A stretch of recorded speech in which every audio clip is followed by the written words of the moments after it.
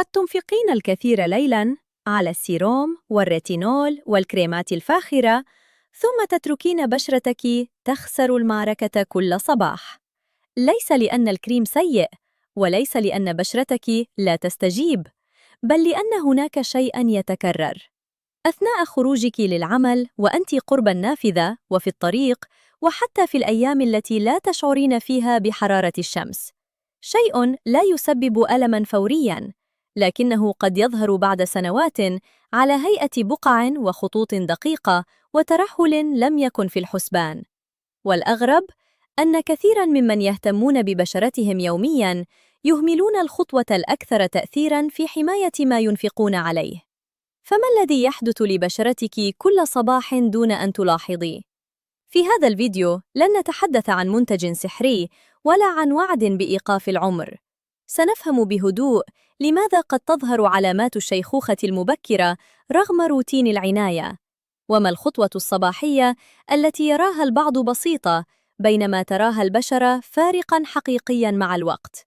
ابقوا حتى النهاية، لأن طريقة اختيار هذه الخطوة واستخدامها أهم بكثير من مجرد شرائها. لماذا لا يكفي روتينك الليلي؟ لنتخيل مشهداً يتكرر في بيوت كثيرة. امرأة تهتم ببشرتها جيداً، تنظف وجهها مساءً، تضع سيرومها بعناية، تشتري كريماً مرتفع السعر، وتنتظر أن ترى بشرة أكثر صفاءً وشباباً. لكن بعد أشهر تلاحظ شيئاً مزعجاً: خط رفيع قرب العين أصبح أوضح، بقعة بنية صغيرة ظهرت على الخد، لون البشرة لم يعد متجانساً كما كان، وتقول لنفسها: ربما أحتاج منتجاً أقوى، ربما السيروم لم يكن مناسباً، ربما علي تغيير الكريم بالكامل. هل حدث معك هذا من قبل؟ أن تهتمي ببشرتك ثم تشعري أن النتائج أقل بكثير مما توقعتِ؟ قبل أن نفكر في شراء عبوة جديدة، اضغطي إعجاباً بالفيديو إن كان هذا النوع من المعلومات العملية يهمك، لأن ما سنصل إليه اليوم قد يغير ترتيب روتينك كله. هناك مريضة اسمها سارة في أواخر الثلاثينات. كانت تستخدم منتجات جيدة وتلتزم بروتين مسائي شبه ثابت، لكنها كانت منزعجة من بقع خفيفة على أعلى الخدين ومن خطوط بدأت تظهر حول العينين. عندما تحدثنا عن يومها، لم تكن تقضي ساعات على الشاطئ، ولم تكن تتعرض لحروق شمسية واضحة. كانت فقط تقود سيارتها صباحاً، تجلس أحياناً قرب نافذة مضيئة، وتعتقد أن واقي الشمس خاص بالصيف أو السفر أو الأيام الحارة. وهنا كانت المفاجأة: المشكلة لم تكن دائماً فيما تضعه مساءً، بل فيما لا تضعه صباحاً. فكم شخصاً حولك يشتري منتجات للعناية بالبشرة بينما لا ينتبه لما تتعرض له بشرته كل يوم؟ شاركي هذا الفيديو مع شخص يهتم ببشرته، لكنه ما زال يعتقد أن الحماية من الشمس خطوة موسمية فقط. الخيط الخفي: الشمس لا تحتاج شاطئاً. عندما نقول الشمس، يتخيل معظمنا يوماً حاراً أو شاطئاً أو احمراراً مؤلماً بعد ساعات طويلة في الخارج. لكن البشرة لا تقيس الضرر بالطريقة نفسها التي نشعر بها نحن. هناك أشعة قد تسبب الحروق بشكل أسرع، وهناك أشعة أخرى تتسلل بهدوء أعمق داخل الجلد، وتشارك مع الوقت في تغير ملمسه ولونه ومرونته. هذه الأشعة تسمى الأشعة فوق البنفسجية، ومنها نوعان مهمان في حديثنا اليوم: الأشعة فوق البنفسجية B، وهي الأكثر ارتباطاً بحروق الشمس، والأشعة فوق البنفسجية A، التي تصل إلى طبقات أعمق من الجلد، وترتبط بدرجة كبيرة بما يسمى الشيخوخة الضوئية، أي التجاعيد والبقع وفقدان المرونة مع مرور السنوات. المقلق في الأشعة فوق البنفسجية A أنها موجودة خلال ساعات النهار، وقد تصل إلى البشرة حتى عندما لا تبدو الشمس شديدة، كما يمكن أن يمر جزء منها عبر زجاج النوافذ العادي. وهذا يفسر سؤالاً محيراً: لماذا تظهر آثار الشمس على بشرة شخص لا يذهب كثيراً إلى البحر؟ لأن الضرر ليس دائماً حادثة كبيرة نتذكرها. أحياناً هو جرعات صغيرة تتكرر كل يوم: 10 دقائق في الطريق، مقعد قريب من نافذة، خروج سريع دون حماية، ثم أشهر وسنوات من التراكم الصامت. ماذا يحدث داخل البشرة؟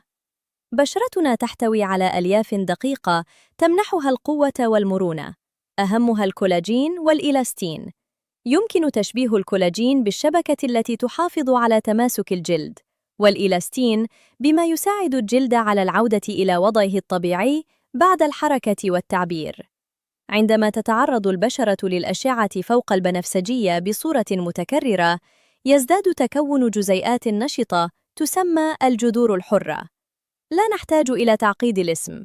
الفكرة ببساطة أنها ترهق الخلايا وتسرع تلف البنية التي تحافظ على نعومة البشرة. ومع الوقت قد يحدث الآتي: يقل تماسك الكولاجين، تفقد البشرة جزءاً من مرونتها، يصبح إنتاج الصبغة غير متوازن فتظهر البقع، وتبدو الخطوط التي كانت مؤقتة أكثر ثباتاً ووضوحاً.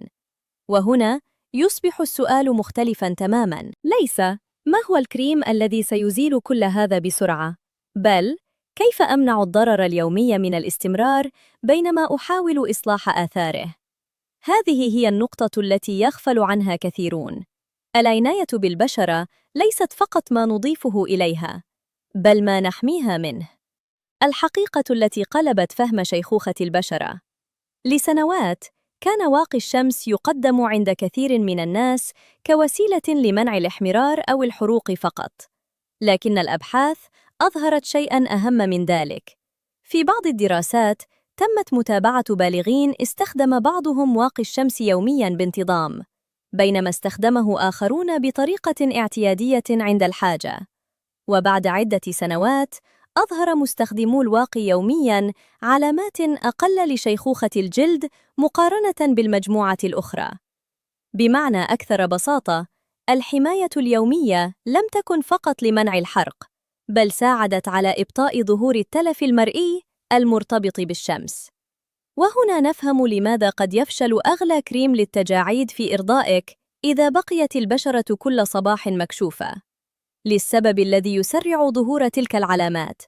واقي الشمس لا يعيد الزمن إلى الخلف، ولا يمحو التجاعيد الموجودة وحده، لكنه يشبه إيقاف مصدر التسريب قبل تجفيف الأرضية.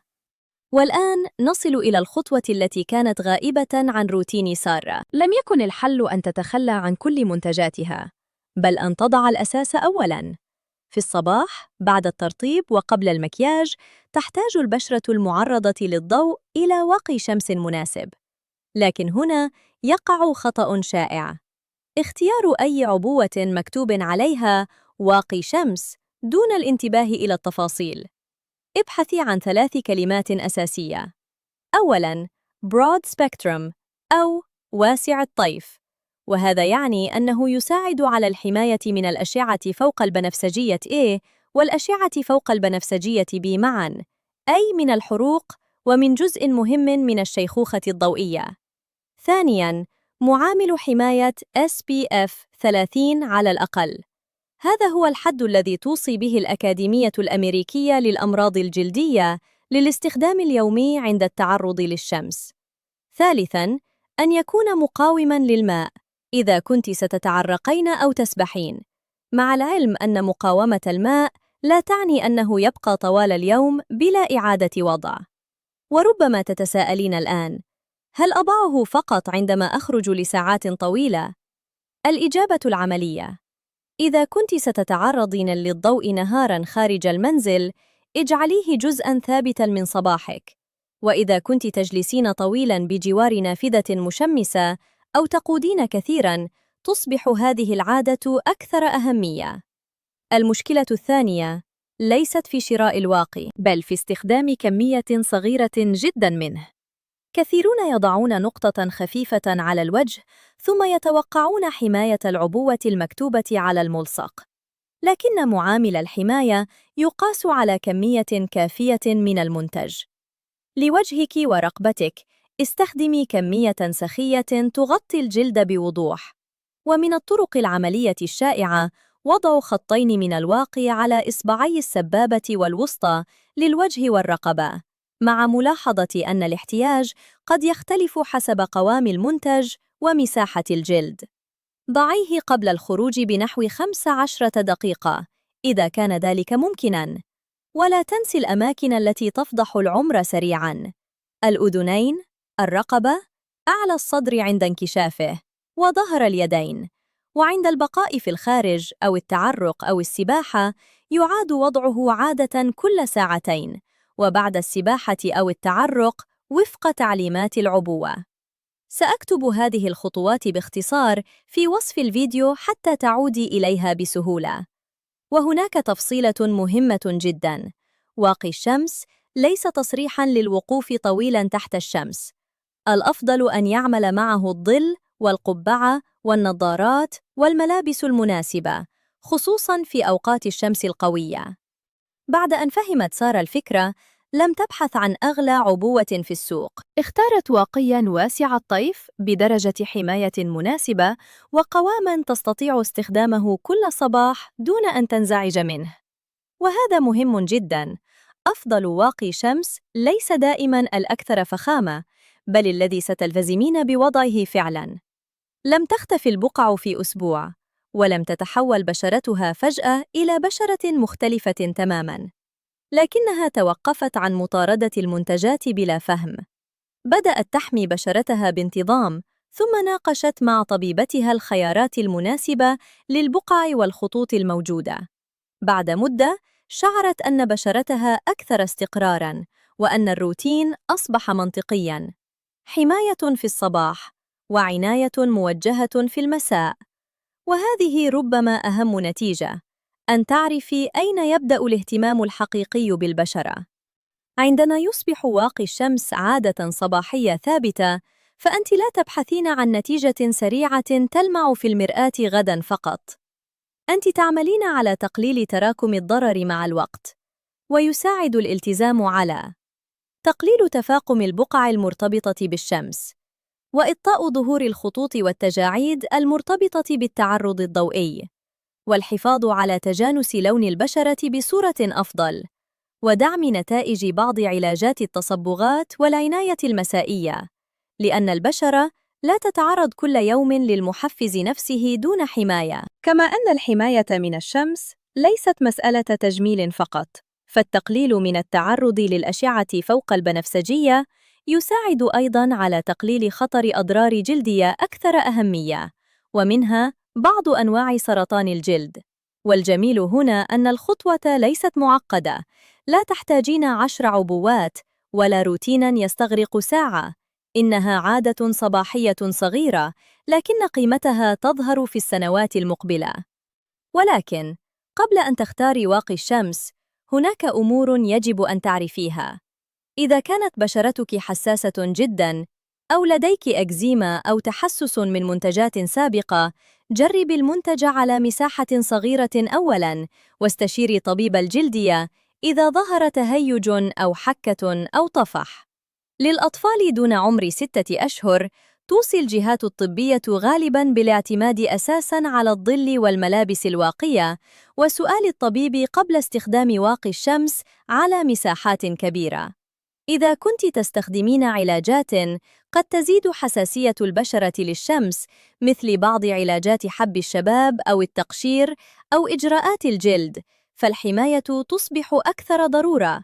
لكن اختيارات العلاج والواقي ينبغي أن تناسب حالتك تحت إشراف الطبيب.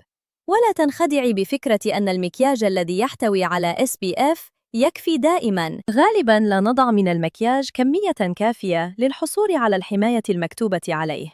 لذلك يبقى واقي الشمس المنفصل أكثر عملية في كثير من الحالات. كذلك لا يعني وجود الغيوم أن الأشعة اختفت، ولا تعني البشرة الداكنة أنها لا تحتاج حماية. فرغم اختلاف احتمالات الإحمرار، يمكن أن تحدث التصبغات والشيخوخة الضوئية وأضرار الشمس لدى مختلف ألوان البشرة. في النهاية، قد لا تكون التجاعيد الأولى قد بدأت من نقص كريم فاخر، بل من صباحات كثيرة خرجت فيها البشرة بلا حماية. اجعلي روتينك منطقياً. حماية يومية مناسبة أولاً، ثم العلاجات التي تحتاجها بشرتك بالفعل. والآن، أخبريني في التعليقات، هل كنت تستخدمين واقي الشمس يومياً؟ أم كنت تظنين أنه خاص بالصيف والشاطئ فقط؟ اشتركي في القناة واضغطي إعجاباً بالفيديو وشاركيه مع شخص يشتري منتجات البشرة لكنه قد يكون نسي أهم خطوة في الصباح. المعلومات الواردة في هذا الفيديو للتوعية فقط، ولا تغني عن استشارة الطبيب المختص في الحالات الخاصة أو عند وجود مشكلة جلدية مستمرة.